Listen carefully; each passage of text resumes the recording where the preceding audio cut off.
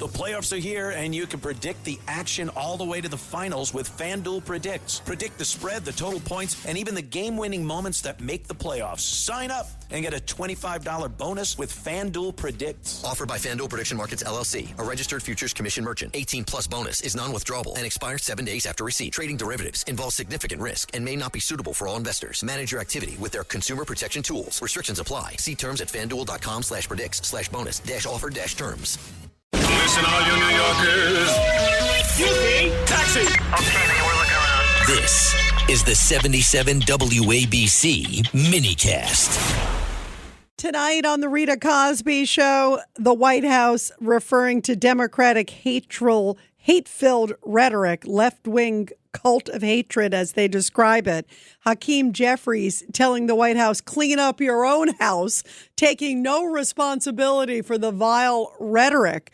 Meantime, the suspect in the attempted assassination is being charged with an attempted assassination against the President of the United States. 3 counts so far, but there will undoubtedly be a lot more, because he said that he would not have stopped at anything to get to those Trump officials in the room. He puts that in his own manifesto that he sent to his brother and sister. And that means that he was ready to open fire on anybody in there. So it could be an attempted assassination of thousands. There are already federal charges, but there could be, I believe, a whole bunch more coming. Meantime, Caroline Leavitt, White House press secretary, talked about just how calm and cool President Trump was. And I agree. I mean, think about it. This is his third, you could maybe even say fourth, attempted assassination against him. The one in North Carolina where the North Carolina guy who showed up at Mar-a-Lago with a gas can and a loaded gun. Remember, he rode past the security there, kind of snuck in at Mar-a-Lago. The president wasn't there. So there really is 4. Who knows what that guy was planning? And of course, we know about Butler. And of course, we know about Ryan Ruth there at the Trump International Golf Course in Florida. So there's sadly a lot of threats out there. And I know there are many of them that we don't hear about.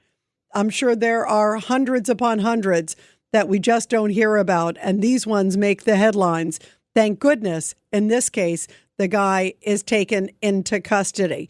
But here is Caroline Leavitt talking about seeing President Trump up close after another close call. As you know, I was seated next to President Trump and the First Lady when the shots were fired before Secret Service swiftly moved us to safety backstage. The president's calm in the face of chaos, while yet another individual was trying to take his life, was really remarkable to witness, and it's something I will never forget.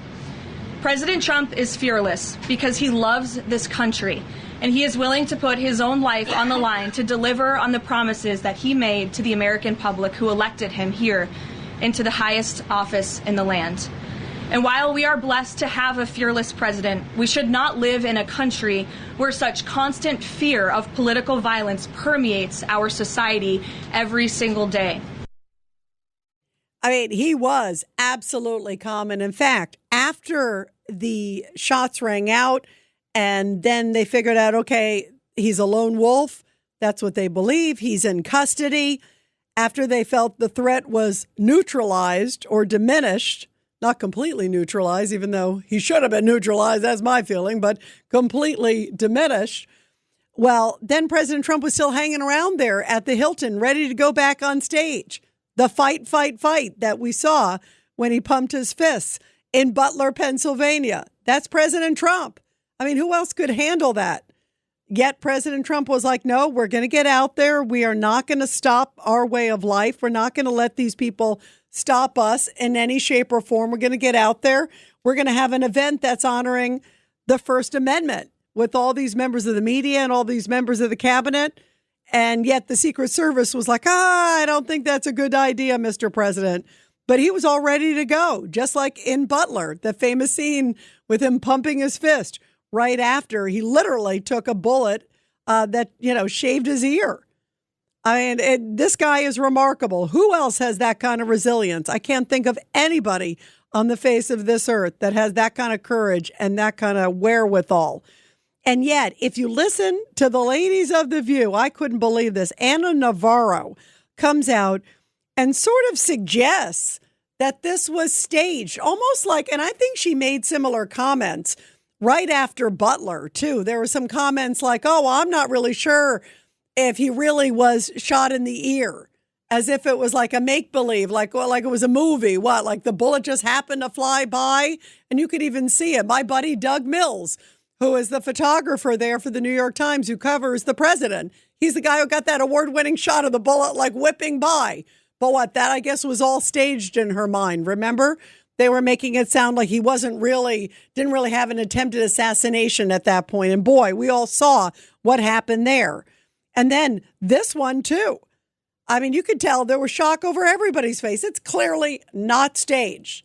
It's absolutely not staged.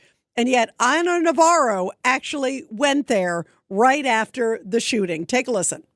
It's odd to me that in a place that is teeming with Secret Service, with Washington, D.C. police, with all sorts of law enforcement, this could happen. But also, I think people jump to that conclusion that it is staged because Trump lies. He lies constantly, daily, and pathologically. So people do not trust and do not believe anything Trump says. His lips are moving. The likelihood is he is lying. Also, this is a man who has mastered the art, forget the art of the deal. He has mastered the art of distraction. Anytime he finds himself in hot water, his numbers right now are down in the basement. His Iran war is incredibly unpopular. People are pissed as hell at the price of gas and the price of everything going up. And so people look at this and say, oh my God, is he trying to distract us again? Because that is what he does, right?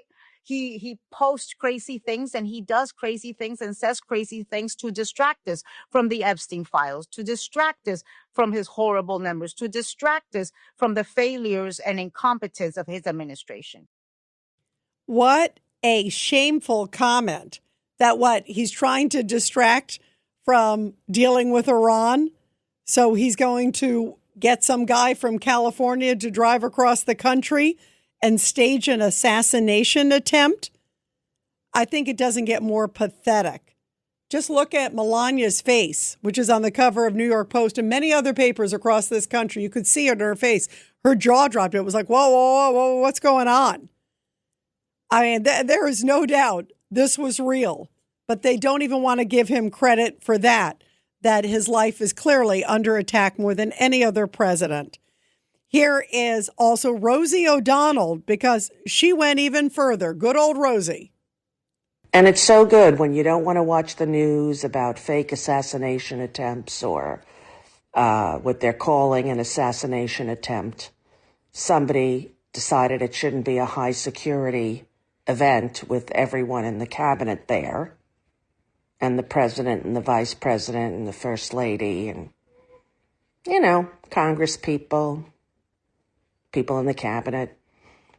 Somebody decided that, they didn't need a lot of security.